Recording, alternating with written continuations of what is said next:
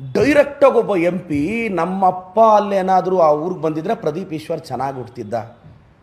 ಗುರು, ನೀನು ತ್ರಿಪುರ ಸುಂದರನಾ ಏನು?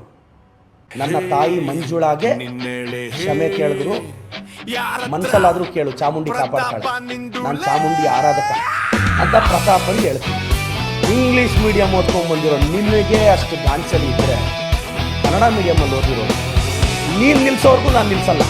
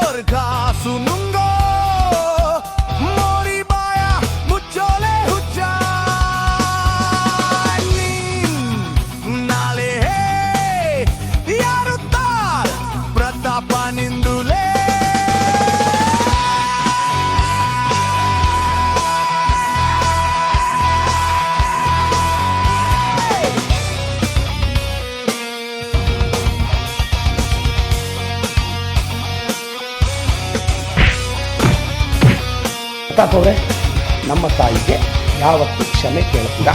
ಪ್ರತಾಪ್ ಸಿಂಹ ಅವರು ಮಾತಾಡಿರೋ ಮಾತು ಕರ್ನಾಟಕದ ಹೆಣ್ಣು ಮಕ್ಕಳಿಗೆ ಮಾಡಿದ ಅವಮಾನ, ತಾಯಂದ್ರಿಗೆ ಮಾಡಿದ ಅವಮಾನ, OBC ಹುಡುಗನಿಗೆ ಮಾಡಿದ ಅವಮಾನ.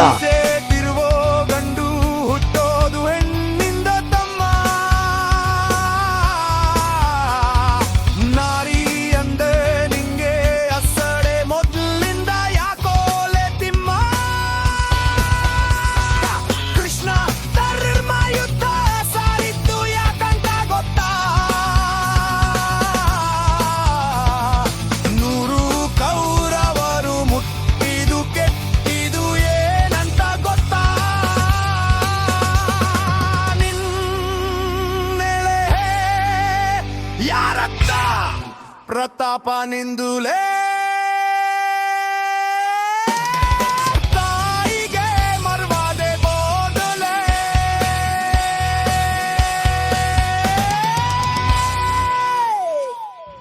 ಅಂತ ಪ್ರತಾಪರಿಗೆ ಹೇಳ್ತೀನಿ.